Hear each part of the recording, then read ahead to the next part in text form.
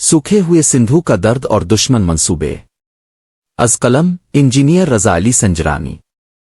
सिंधु जिसमें चंद दहाइयों से पानी कमी की वजह से डेल्टा की बायोडाइवर्सिटी को संगीन नुकसानात का सामना करना पड़ा है।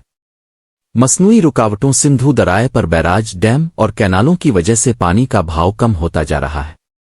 ताज़ा ग्रीन पाकिस्तान इनिशिएटिव तहत नए कैनाल सिंध को तबाही की तरफ धकेल देंगे।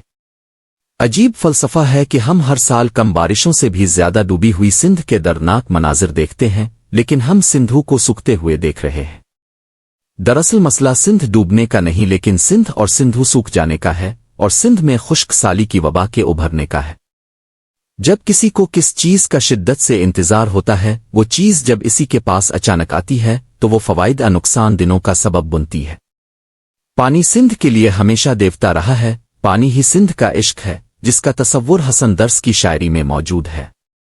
सारी सिंध महबूब का साया है जो पानी पर जिंदा रहता है।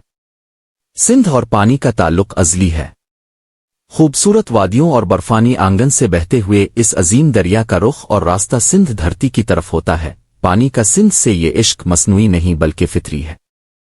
इन दोनों प्रेमियों को आपस में मिलने के लिए रास्तों में बहुत सारी दुश्वारियां देखनी पड़ती है।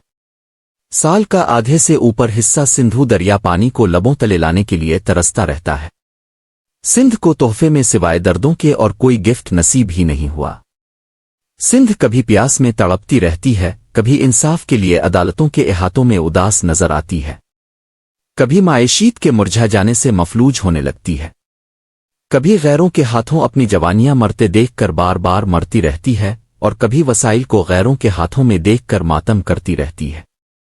सिंध के हजारों दर्द हैं, हर दर्द की अपनी अपनी कहानी है। अगर हर दर्द बयान करें तो अल्फाजों की तवानाई खत्म हो जाएगी, लेकिन दर्दों की शिद्दत में कमी हरगिज नहीं आएगी।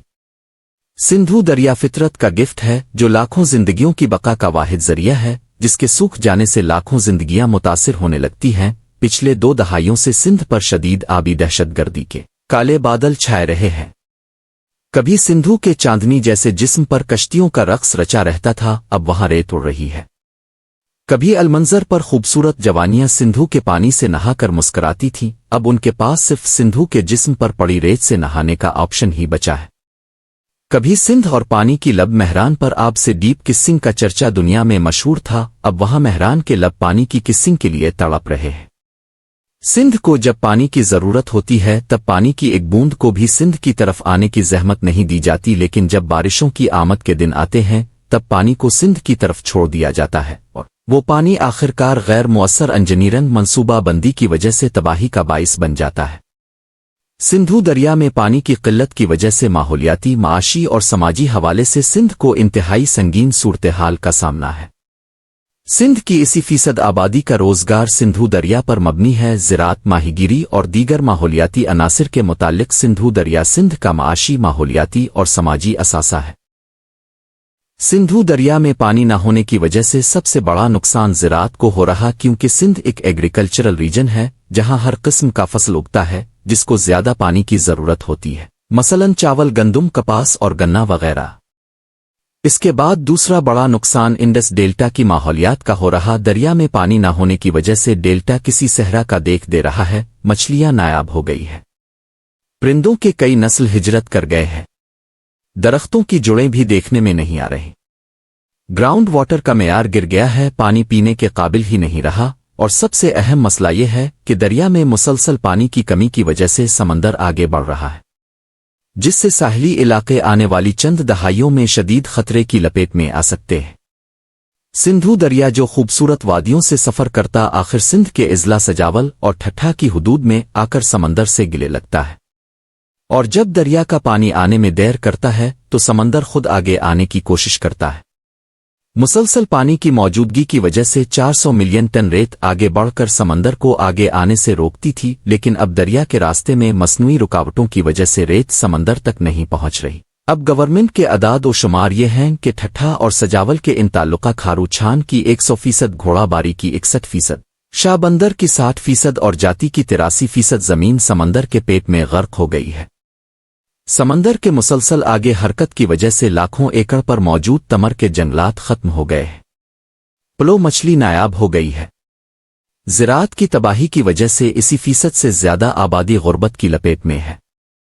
تازہ زمینی پانی کے اجسام میں مسلسل سمندری پانی کی دخل زمینی پانی کی کوالٹی کو متاثر کر رہی ہے، جس کی وجہ سے لاکھوں زندگیاں ایک بڑے خطرے میں ہیں۔ جب سندھ کے ساحلی علاقوں سے پانی کے نمونے لیبارٹری میں ٹیسٹ کیے گئے تو سارے نمونوں میں مختلف پیرامیٹرز کے نتائج WHO کے معیار سے مختلف تھے۔ ایسا پانی جو جانور بھی نہ پی سکیں وہ پانی وہاں انسان پی رہے تھے، جن کی مجبوری تھی، وہاں کوئی بھی اور آپشن نہیں تھا۔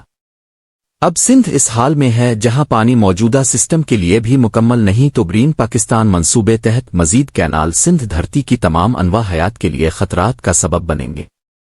پانی کے لیے سندھ کی سطح پر عالمی قوانین اور عالمی ماحولیاتی ادارے نگاہ ڈالیں۔ یہ سارے مناظر دیکھ کر سندھ 21ویں صدی میں ایک مظلوم بستی لگتی ہے جہاں ہر چیز موجود ہے لیکن سندھ کے اصل وارثوں کو وہ میسر نہیں۔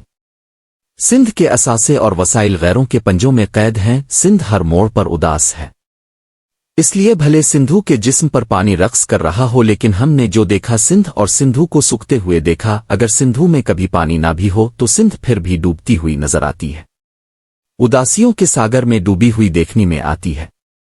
سندھ 21ویں صدی کا ایک اداس مرثیہ ہے جس دیرتی کے ہر احاطے پر صف ماتم بچھی ہوئی ہے۔